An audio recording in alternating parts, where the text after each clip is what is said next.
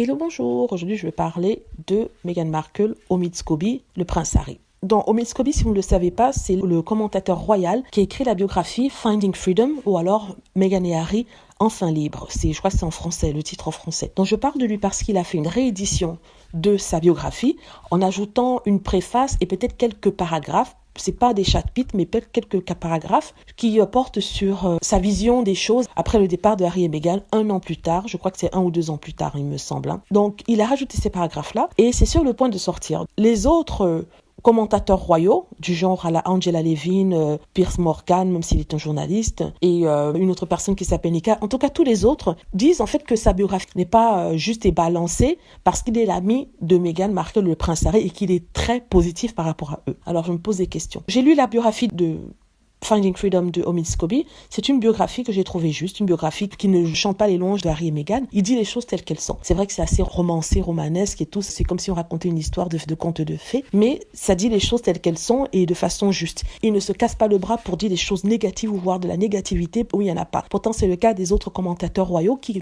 peu importe ce que Harry et Meghan font, que ce soit bien ou super bien, ça sera toujours négatif. Eux, ils ne voient que du négatif dans ça. Ils tournent ce qui est positif en négatif pour insulter le couple, pour le dénigrer.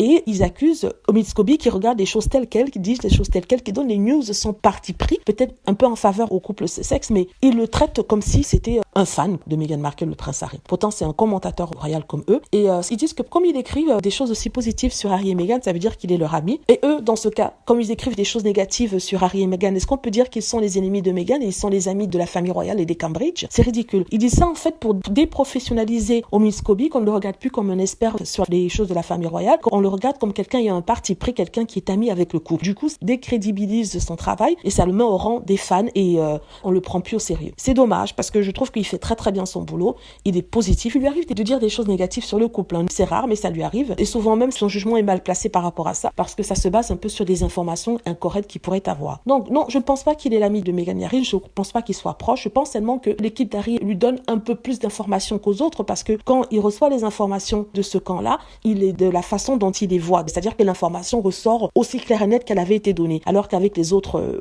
commentateurs royaux, quand ils reçoivent les informations, soit ils redonnent des informations tronquées, soit ils redonnent des informations inexactes, soit ils écrivent des mensonges et tournent finalement ce qui a été dit complètement pour quelque chose d'autre, alors que ce n'est pas ce que l'information d'origine qui a été donnée. Voilà, j'espère que je me fais comprendre. Dites-moi ce que vous en pensez. J'espère que vous avez aimé la vidéo. N'hésitez pas à cliquer sur like si c'est le cas, à vous abonner pour plus de vidéos et à cliquer sur la petite cloche afin d'être averti lorsque je poste une nouvelle vidéo. Merci.